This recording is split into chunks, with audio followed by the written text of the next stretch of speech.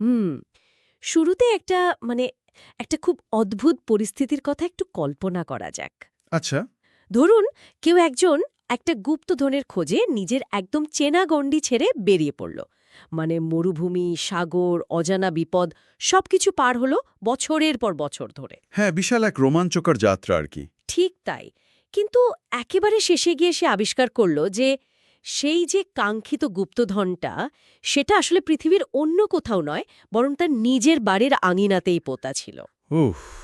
মানে এত লম্বা একটা জার্নি করার পর এই ফলাফল? হ্যাঁ, তো এই দৃশ্যপটটা সামনে এলে স্বাভাবিকভাবেই মনে একটা প্রশ্ন জাগে, এই যে এত দীর্ঘ একটা যাত্রা, এত কষ্ট, এর কি তাহলে আদৌ কোনো অর্থ আছে? হুম, মানে এই পরিস্থিতিটা কিন্তু মানুষের মনস্তত্ত্ব আর জীবনের উদ্দেশ্যের ব্যাপারে একটা খুব বড় দার্শনিক চিন্তার জায়গা তৈরি করে দেয়।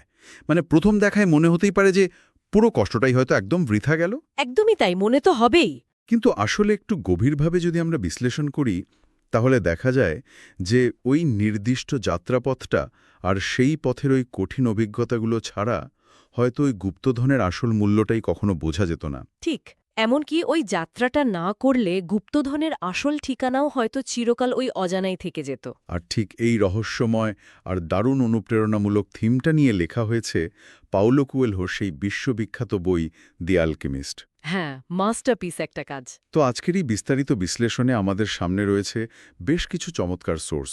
মানে মূল বইটি যা আছেই, সাথে লেখকের বিভিন্ন সাক্ষাৎকার, বেশ কিছু সাহিত্য সমালোচনা আর এই বইয়ের পেছনের মনস্তাত্ত্বিক দিকগুলো নিয়ে লেখা কিছু গবেষণাপত্র। দারুণ। আমাদের মূল লক্ষ্যটা হবে এই সবকিছু থেকে জীবনের সবচেয়ে গুরুত্বপূর্ণ শিক্ষাগুলো আর দর্শনের একদম নির্যাসটুকু ছেঁকে বের করা। ঠিক বলেছেন। তবে মূল গল্পে যাওয়ার আগে এই বইটার পেছনের বাস্তব গল্পটা একটু জানা প্রয়োজন বলে আমার মনে হয়। কারণ এই গল্পটা নিজের ভেতরেই একটা আলাদা অনুপ্রেরণা। হ্যাঁ, ওই পাবলিশিংয়ের গল্পটা তো। হ্যাঁ, মানে ২৫ বছর আগে ব্রাজিলে যখন এই বইটা প্রথম প্রকাশিত হয়, প্রথম সপ্তাহে জানেন মাত্র একজন মানুষ বইটা কিনেছিলেন। এই তথ্যটা শুনলে সাহিত্যের ইতিহাসের সবচেয়ে বড় রূপকথার মতো শোনায় আসলে। মানে একজন লেখকের জন্য এর চেয়ে হতাশাজনক শুরু আর কী বা হতে পারে। সত্যিই তাই। প্রথম সপ্তাহে মাত্র এক কপি বিক্রি হলো। তারপর প্রায় ৬ মাস পর দ্বিতীয় কপিটি বিক্রি হয়। আর সবচেয়ে আশ্চর্যের বিষয় হলো ওই দ্বিতীয় কপিটাও কিনেছিলেন ওই একই ব্যক্তি। হ্যাঁ, ভাবলে অবাক লাগে। আর এই চরম ব্যবসায়িক ব্যর্থতা দেখে প্রকাশক তো একেবারে চুক্তি বাতিল করে দেন। পাওলো কোয়েলহোকে তার বইয়ের স্বত্ব ফিরিয়ে দেন। যে কোনো সাধারণ মানুষ এই পর্যায়ে এসে নির্ঘাত হাল ছেড়ে দিত। একদম। কিন্তু কোয়েলহো জানতেন যে এই বইটার প্রতিটি শব্দে তার নিজের আত্মা মিশে আছে। তিনি নিজের স্বপ্নের প্রতি বিন্দুমাত্র বিশ্বাস হারাননি। এরপর তো তিনি অন্য এক প্রকাশকের কাছে যান। হ্যাঁ, আর তারপর একসময় মানুষের মুখে মুখে, মানে ওয়ার্ড অফ মাউথ যেটাকে বলে, সেভাবেই বইয়ের কথা ছড়িয়ে পড়তে শুরু করে। বিশেষ করে মেডোনা আর বিল ক্লিন্টনের মতো বিখ্যাত ব্যক্তিরা যখন এই বইটার প্রশংসা করেন, তখন তো এটা বিশ্বজুড়ে রীতিমতো ঝড় তোলে। অভাবনীয় একটা ব্যাপার। এটি বিশ্বের অন্যতম জনপ্রিয় একটা অনুপ্রেরণামূলক উপন্যাসে পরিণত হয়। আর ৮০টিরও বেশি ভাষায় অনুদিত হয়ে কয়েক কোটি কপি বিক্রি হয়। কোয়েলহোর এই নাছোড়বান্দা মানসিকতাটাই যেন দি অ্যালকেমিস্টের মূল চরিত্র সান্তিয়াগোর যাত্রার একটা বাস্তব প্রতিচ্ছবি। তা তো বটেই। তো গল্পের মূল চরিত্র সান্তিয়াগো, সে হল স্পেনের আন্দালুসিয়া অঞ্চলের একজন খুব সাধারণ মেষপালক। হ্যাঁ। এখন সমাজের প্রচলিত নিয়ম অনুযায়ী তার পরিবার চেয়েছিল সে একজন ধর্মযাজক বা প্রিস্ট হোক। কিন্তু সান্তিয়াগোর ভেতরে ছিল ওই পৃথিবী ঘুরে দেখার এক অদম্য তৃষ্ণা। শুধু ভ্রমণের নেশায় সে একটা সম্মানজনক পেশার সম্ভাবনাকে দূরে ঠেলে দিয়ে ওই মেষপালকের সাধারণ জীবনটাই বেছে নেয়। আর এই পছন্দটার মধ্যেই কিন্তু একটা সূক্ষ্ম বিদ্রোহ লুকিয়ে আছে। মানে সমাজে চাপিয়ে দেওয়া প্রত্যাশার একেবারে বাইরে গিয়ে নিজের মনের ডাক শোনার প্রথম পদক্ষেপ বলা যেতে পারে এটাকে। ঠিক। তো সান্তিয়াগোর এই সাধারণ জীবন এক নতুন দিকে মোড় নেয় যখন তার বারবার একটা নির্দিষ্ট স্বপ্ন আসতে থাকে। ওই পিরামিডের স্বপ্নটা। হ্যাঁ, মাঠে মাঠে মেষ চড়ানোর সময় সে স্বপ্নে দেখে যে মিশরের পিরামিডে তার জন্য এক বিশাল গুপ্তধন অপেক্ষা করছে। কিন্তু এখানে একটা প্রশ্ন তো এসেই যায়। মানে একজন সাধারণ মেষপালক কিভাবে এত বড় ঝুঁকি নিয়ে মিশর যাওয়ার সিদ্ধান্ত নেয়? স্পেনের চেনা প্রান্তর ছেড়ে মিশরের পিরামিডের দিকে যাত্রা করাটা তো আক্ষরিক অর্থেই এক অকল্পনীয় ব্যাপার। এই দ্বিধাদ্বন্দ্বের মাঝেই কিন্তু এক শহরের চত্বরে সান্তিয়াগোর সাথে দেখা হয়ে যায় সালেমের রহস্যময় রাজা মেলকিজেডেকের। আচ্ছা। এই রাজা সান্তিয়াগোকে পার্সোনাল লেজেন্ড বা জীবনের মূল লক্ষ্যের একটা ধারণা দেন। এই পার্সোনাল লেজেন্ড ধারণাটিই হলো বইয়ের সবচেয়ে শক্তিশালী ভিত্তি। এটাকে যদি খুব সহজভাবে আমরা ব্যাখ্যা করি, তবে এটি হলো মানুষের ভেতরের সেই সহজাত ডাক বা উদ্দেশ্য, যা পূরণ করার জন্যই সে এই পৃথিবীতে এসেছে। হ্যাঁ, রাজা মেলকিজেডেক খুব সুন্দর করে বুঝিয়ে বলেন যে শৈশবে মানুষের কাছে সবকিছু খুব পরিষ্কার থাকে, তখন কিন্তু কোনো কিছুই অসম্ভব মনে হয় না। ঠিক। কিন্তু বয়স বাড়ার সাথে সাথে চারপাশের সমাজ, বাস্তবতার কঠিন সব নিয়ম আর অন্যের মতামত, এগুলো মানুষের মনের ওপর একটা অদৃশ্য দেওয়াল তুলে দেয়। এক পর্যায়ে মানুষ বিশ্বাস করতে শুরু করে যে তাদের জীবনের ওপর তাদের নিজেদের আর কোনো নিয়ন্ত্রণই নেই, বরং চারপাশের পরিস্থিতি আর ভাগ্যই সবকিছু নিয়ন্ত্রণ করছে। আর রাজা কিন্তু একে আখ্যা দিয়েছেন বিশ্বের সবচেয়ে বড় মিথ্যা হিসেবে। এই বিষয়টা আরও পরিষ্কার করার জন্য রাজা মেলকিজেডেক বইতে এক রুটিওয়ালা বা বেকারের উদাহরণ দেন। ওই শহরের চত্বরে কাজ করা রুটিওয়ালাও ছোটবেলায় বিশ্বভ্রমণের স্বপ্ন দেখত, কিন্তু সে মেষ পালক না হয়ে রুটিওয়ালা হওয়ার সিদ্ধান্ত নেয়। আরুনটা খুব সহজ। সমাজের চোখে মেষপালকের চেয়ে রুটিওয়ালার সম্মান অনেক বেশি। তাদের নির্দিষ্ট আয় আছে, নিজস্ব বাড়ি থাকে। হ্যাঁ, রুটিওয়ালা ভেবেছিল যে সারা জীবন রুটি বিক্রি করে বৃদ্ধ বয়সে কিছু টাকা জমিয়ে তারপর সে আফ্রিকা ঘুরতে যাবে। সমাজের সম্মানের চাপে সে নিজের পার্সোনাল লেজেন্ড একেবারে ভুলে গিয়ে ওই একটা ছকে বাঁধা জীবনে আটকে পড়ে। এই রুটিওয়ালার গল্পটা কিন্তু আধুনিক জীবনের একটা খুব নিখুঁত প্রতিচ্ছবি। অনেকেই নিজের সত্যিকারের প্যাশন বা স্বপ্নকে দূরে সরিয়ে রেখে এমন একটা পেশা বা জীবন বেছে নেয় যা সমাজ অনুমোদন করে। মানুষের ভেতরে একটা বড় প্রবণতা কাজ করে, ভবিষ্যতের কোনো এক নিরাপদ সময়ের জন্য স্বপ্নকে জমিয়ে রাখা। কিন্তু সত্যি বলতে কি, সেই নিরাপদ সময় হয়তো আর কখনোই আসে না জীবনে। রুটিওয়ালা তার বর্তমানকে বলি দিচ্ছে একটা অনিশ্চিত ভবিষ্যতের জন্য, শুধু মানুষের চোখে নিজেকে একজন সফল ও স্থিতিশীল মানুষ হিসেবে প্রমাণ করার আশায়। কিন্তু আমাদের সান্তিয়াগো এই ফাঁদে পা দিতে অস্বীকার করে। সে নিজের সব মেষ বিক্রি করে দিয়ে সরাসরি আফ্রিকার পথে পা বাড়ায়। তিনি বলেন, যখন তুমি কোনো কিছু মন থেকে চাও, তখন সমগ্র মহাবিশ্ব সেটা পাওয়ার জন্য তোমাকে সাহায্য করার ষড়যন্ত্র করে। এই উক্তিরা শুনলে প্রথম ধাক্কায় মনে হতে পারে যে, আচ্ছা, একবার কোনো লক্ষ্য স্থির করলেই বুঝি পুরো পথটা খুব জাদুকরীভাবে সহজ হয়ে যাবে। কিন্তু সান্তিয়াগোর ক্ষেত্রে ঘটে ঠিক তার উল্টোটা।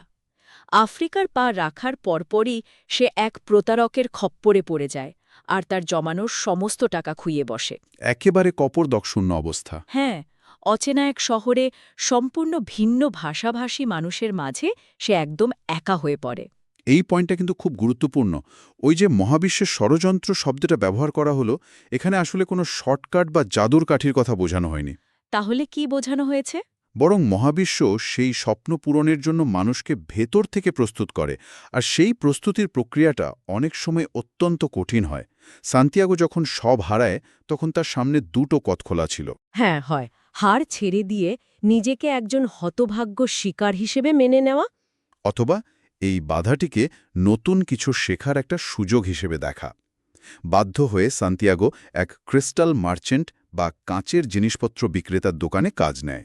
এই দোকানে কাটানো ১ বছর সময় সান্তিয়াগোর জীবনের অন্যতম বড় একটা শিক্ষানবিশ কাল। আর এই ক্রিস্টাল মার্চেন্টের গল্পটি বইয়ের অন্যতম চিন্তাদায়ক একটি অংশ। তা তো বটেই। সান্তিয়াগোর প্রচুর পরিশ্রমে আর নতুন নতুন বুদ্ধিতে ওই দোকানে অভাবনীয় লাভ হয়। ১ বছরের মাথায় সান্তিয়াগোর কাছে নতুন মেষ কেনার মতো যেমন টাকা জমে যায়, তেমনি ক্রিস্টাল মার্চেন্টের কাছেও তার জীবনের সবচেয়ে বড় স্বপ্ন, মানে মক্কায় হজ করতে যাওয়ার মতো যথেষ্ট টাকা চলে আসে। কিন্তু মার্চেন্ট মক্কায় যাওয়ার কোনো প্রস্তুতিই কিন্তু নেয় না। একদমই না। সে জানায় যে মক্কায় যাওয়ার এই স্বপ্নটাই তাকে প্রতিদিন বেঁচে থাকার উৎসাহ দেয়। তার ভয়, যদি তার স্বপ্ন সত্যি হয়ে যায়, তবে এরপর তার বেঁচে থাকার আর কোনো লক্ষ্য বা কারণই থাকবে না। মানে সে স্বপ্ন পূরণের চেয়ে স্বপ্ন নিয়ে বেঁচে থাকতেই বেশি স্বাচ্ছন্দ্য বোধ করে। এটা কিন্তু একটা ভয়ঙ্কর সুন্দর সাইকোলজিক্যাল ব্যাপার। হ্যাঁ, আধুনিক মনোবিজ্ঞানের ভাষায় একে ফিয়ার অফ সাকসেস বা সাফল্যের ভয় বলা যেতে পারে। এটাকে খুব সহজ একটা উদাহরণের মাধ্যমে কিন্তু বোঝা যায়। অনেকেই হয়তো বছরের পর বছর ধরে একটা স্বপ্নের বাড়ির নকশা করে, কিংবা একটা স্বপ্নের ভ্রমণের দীর্ঘ পরিকল্পনা করে, কিন্তু যখন সত্যিই সেই বাড়ি তৈরি করার বা ভ্রমণের টিকিট কাটার সময় আসে, তখন তারা পিছিয়ে যায়। কারণ পরিকল্পনার জগতে কোনো ঝুঁকি নেই, সেখানে কোনো ব্যর্থতা নেই। ক্রিস্টাল মার্চেন্ট তার স্বপ্নের জগৎটাকে একটা নিরাপদ আশ্রয় বানিয়ে ফেলেছিল। সে ভয় পাচ্ছিল যে বাস্তব হয়তো তার কল্পনার চেয়ে অনেক কম সুন্দর হবে, অথবা স্বপ্ন পূরণের পর তার জীবন এক বিশাল শূন্যতা তৈরি হবে। এটি প্রমাণ করে যে মানুষ অনেক সময় ব্যর্থতার ভয়ের চেয়েও বেশি ভয় পায় এই পরিবর্তনকে। কিন্তু সান্তিয়াগো বুঝতে পারে যে সে কিছুতেই ওই ক্রিস্টাল মার্চেন্টের মতো হতে চায় না। 1 বছর পর যথেষ্ট টাকা জমানোর পর সে পুনরায় স্পেনে ফিরে যাওয়ার বদলে মরুভূমি পাড়ি দিয়ে পিরামিডের দিকে যাত্রা করার দুঃসাহসিক একটা সিদ্ধান্ত নেয়। সে একটা ক্যারাভানে যোগ দেয়, এরপর শুরু হয় তার মরুভূমির দীর্ঘ যাত্রা। আর এই যাত্রাপথেই সে প্রকৃতির অনেক সংকেত বা ওমেন পড়তে শেখে। চারপাশের নীরবতার মাঝে সে এক নতুন ভাষা বোঝার চেষ্টা করে, যাকে বইতে বিশ্বের ভাষা বা ইউনিভার্সাল ল্যাঙ্গুয়েজ বলা হয়েছে। এই বিশ্বের ভাষা বা ইউনিভার্সাল ল্যাঙ্গুয়েজ ধারণাটিকে যদি একটু সহজ করে বিশ্লেষণ করা যায়, তবে এটি মূলত মানুষের অন্তর্দৃষ্টি বা ইন্টুইশন। ব্যাপারটা একটু বুঝিয়ে বলবেন কি? মানে এটি হলো চারপাশের পরিবেশ, প্রকৃতি আর মানুষের আচরণের মধ্যে একটা সূক্ষ্ম যোগসূত্র খুঁজে পাওয়ার ক্ষমতা। ধরুন, একজন খুব অভিজ্ঞ কৃষক আকাশ দেখেই বুঝতে পারেন কখন বৃষ্টি হবে। এর জন্য তার কোনো আবহাওয়ার রিপোর্টের প্রয়োজন হয় না। বুঝতে পেরেছি। তেমনি সান্তিয়াগো মরুভূমির নীরবতা, উটের চলাফেরা আর বাতাসের গতিবিধি থেকে আসন্ন বিপদের সংকেত বুঝতে শেখে। সে বুঝতে পারে যে মানুষের তৈরি শব্দ ছাড়াও যোগাযোগের এক গভীর মাধ্যম প্রকৃতির মাঝে রয়েছে। ঠিক তাই। আর এই যাত্রাপথেই এক মরুদ্যানে বা উইসিসে তার দেখা হয় ফাতেমা নামের এক মেয়ের সাথে। দেখা মাত্রই তারা একে অপরের প্রেমে পড়ে যায়। এখানে কিন্তু গল্পের প্লটে একটা বড় ধরনের সংঘাত তৈরি হয়। হ্যাঁ, সান্তিয়াগো মরুভূমির এই শান্ত মরুদ্যানে ফাতেমার সাথে বাকি জীবনটা কাটিয়ে দেওয়ার কথা রীতিমতো ভাবতে শুরু করে। তার মনে হয় যে পিরামিডের গুপ্তধন খোঁজার চেয়ে ফাতেমার ভালোবাসা পাওয়াটাই হয়তো তার জীবনের আসল লক্ষ্য। ঠিক এই জায়গাটিতেই মানুষের জীবনের একটি বড় দ্বন্দ্বের প্রকাশ ঘটে, আকাঙ্ক্ষা বনাম স্বাচ্ছন্দ্য। একটা স্বাভাবিক প্রশ্ন তো আসতেই পারে, ভালোবাসা কি তাহলে সান্তিয়াগোকে তার লক্ষ্য থেকে সরিয়ে দেয়? ভালোবাসা অনেক সময় মানুষের জীবনে এমন এক প্রশান্তি নিয়ে আসে যা তাকে তার মূল লক্ষ্য থেকে ভুলিয়ে দিতে পারে। কিন্তু ঠিক তখনই গল্পের আসল অ্যালকেমিস্টের প্রবেশ ঘটে। অ্যালকেমিস্ট সান্তিয়াগোকে এক গভীর সত্যের মুখোমুখি করেন। তিনি বোঝান যে সত্যিকারের ভালোবাসা কখনো মানুষকে তার পার্সোনাল লেজেন্ড অর্জনে বাধা দেয় না। ফাতেমা তো মরুভূমির মেয়ে, সে খুব ভালো করেই জানে যে মরুভূমির পুরুষদের ফিরে আসার জন্যই চলে যেতে হয়। হ্যাঁ, আর অ্যালকেমিস্ট সান্তিয়াগোকে সতর্ক করে দেন যে সে যদি ফাতেমার জন্য নিজের স্বপ্ন বিসর্জন দেয়, তবে প্রথম কয়েক বছর হয়তো তারা খুব সুখে থাকবে, কিন্তু ধীরে ধীরে সান্তিয়াগোর মনে আক্ষেপ তৈরি হবে। সে ভাববে ফাতেমার জন্যই সে নিজের স্বপ্ন পূরণ করতে পারেনি। ঠিক, আর এই আক্ষেপ একসময় তাদের ওই সুন্দর ভালোবাসাকে ধ্বংস করে দেবে। এই আলোচনা থেকে এটি খুব পরিষ্কার হয় যে একটি স্বাস্থ্যকর সম্পর্ক কখনো মানুষের ব্যক্তিগত বৃদ্ধি বা পার্সোনাল গ্রোথকে আটকে রাখে না, বরং তাকে তার স্বপ্নের পথে আরও আত্মবিশ্বাসের সাথে এগিয়ে যেতে সাহায্য করে। এই পুরো যাত্রায় সান্তিয়াগোর সবচেয়ে বড় বাধা হয়ে দাঁড়ায় তার নিজের মন। মরুভূমির আরও গভীরে যাওয়ার সময় অজানা বিপদের আশঙ্কায় তার মন বারবার তাকে ফিরে যাওয়ার কথা বলতে থাকে। মন তো অনেক সময় আমাদের ভয় দেখায়। তখন সান্তিয়াগো অ্যালকেমিস্টকে জানায় যে তার মন অত্যন্ত চঞ্চল এবং তা তাকে বিশ্বাসঘাতকতা করতে চাইছে। এর উত্তরে অ্যালকেমিস্ট যে শিক্ষাটি দেন তা মানব চরিত্রের এক অমূল্য পাঠ। তিনি বলেন যে মনকে কখনোই পুরোপুরি চুপ করানো যায় না, কিন্তু মনের ভাষা বুঝতে হবে। তিনি সান্তিয়াগোকে শেখান কষ্ট পাওয়ার ভয় আসল কষ্টের চেয়েও বেশি যন্ত্রণাদায়ক। এটি খুবই চমৎকার একটা দর্শন। কোনো খারাপ কিছু ঘটার আগে মানুষ নিজের মনের ভেতরে সেই পরিস্থিতিটা নিয়ে যতবার ভাবে এবং যত পরিমাণ মানসিক যন্ত্রণা ভোগ করে, বাস্তবে ঘটনাটি ঘটলে হয়তো ততটা কষ্ট হয়ই না। ভবিষ্যতের ওই অজানা ভয় মানুষকে পঙ্গু করে দেয় আসলে। অ্যালকেমিস্ট সান্তিয়াগোকে বোঝান যে কোনো হৃদয় কখনো কষ্ট পায়নি যখন সে তার স্বপ্নের সন্ধানে বেরিয়েছে, কারণ এই স্বপ্নপূরণের যাত্রায় কাটানো প্রতিটা মুহূর্তই হল ঈশ্বরের সাথে সাক্ষাতের মুহূর্ত, নতুন কিছু শেখার মুহূর্ত। যখন মানুষ এই চরম সত্যটি মেনে নেয়, তখন তার আর কোনো ভয় থাকে না। আর এই ভয়ের চূড়ান্ত পরীক্ষাটি সান্তিয়াগোর জীবনে আসে যখন তারা মরুভূমিতে একদল যুদ্ধবাজ উপজাতির হাতে বন্দী হয়। উপজাতি সর্দার তাদের গুপ্তচর সন্দেহে মেরে ফেলার সিদ্ধান্ত নেয়। তখন পরিস্থিতি সামাল দিতে অ্যালকেমিস্ট সর্দারকে বলেন যে সান্তিয়াগো একজন শক্তিশালী জাদুকর। সে চাইলে নিজেকে বাতাসে রূপান্তরিত করে এই পুরো ক্যাম্প উড়িয়ে দিতে পারে। এজন্য সে মাত্র ৩ দিন সময় চায়। এই কথা শুনে সান্তিয়াগো নিজেই তো চরম আতঙ্কে পড়ে যায়, কারণ সে তো এমন কোনো জাদু আদৌ জানে না। এটি ছিল সান্তিয়াগোর জন্য জীবন-মরণের এক চূড়ান্ত পরীক্ষা। ওই ৩ দিন সান্তিয়াগো মরুভূমির বিশালতার দিকে তাকিয়ে থাকে। সে মরুভূমির সাথে, বাতাসের সাথে আর সূর্যের সাথে কথা বলে। সে প্রকৃতির ভাষাকে নিজের অন্তরের সাথে একীভূত করে ফেলে। সে খুব গভীরভাবে উপলব্ধি করে যে প্রকৃতি, গ্রহ নক্ষত্র আর মানুষের আত্মা আসলে একই উৎস থেকে এসেছে। তারা সবাই মিলে সেই সোল অব দ্য ওয়ার্ল্ড বা বিশ্বের আত্মার একটা অংশ। এই সোল অব দ্য ওয়ার্ল্ড ধারণাটিকে যদি একটি বিজ্ঞানসম্মত রূপকের মাধ্যমে আমরা বোঝার চেষ্টা করি, তবে এটি হলো একটি বিশাল ইকোসিস্টেম বা বাস্তুতন্ত্রের মতো। যেমন ধরুন, একটি অরণ্যে প্রতিটি গাছ, পাখি, নদী এবং মাটি একে অপরের ওপর নির্ভরশীল এবং এক অদৃশ্য সুতোর মাধ্যমে যুক্ত। তেমনি মহাবিশ্বের সবকিছু একে অপরের সাথে যোগাযোগ করতে পারে। সান্তিয়াগো যখন নিজের চরম অসহায়ত্ব স্বীকার করে নিয়ে তার ভেতরের বিশুদ্ধ ভালোবাসার শক্তি দিয়ে প্রকৃতির কাছে সাহায্য চায়, তখন সেই অদৃশ্য নেটওয়ার্কের সাথে যুক্ত হতে সক্ষম হয়। মৃত্যু ভয় তাকে বাধ্য করে নিজের সর্বোচ্চ আধ্যাত্মিক সীমায় পৌঁছাতে। তার প্রার্থনার ফলে সত্যিই সেখানে এক বিশাল বালুর ঝড় তৈরি হয়, আর সে অলৌকিকভাবে এক জায়গা থেকে আরেক জায়গায় বাতাসে ভর করে পৌঁছে যায়। উপজাতির লোকেরা তো এই দৃশ্য দেখে ভয়ে ও শ্রদ্ধায় তাদের ছেড়ে দেয়।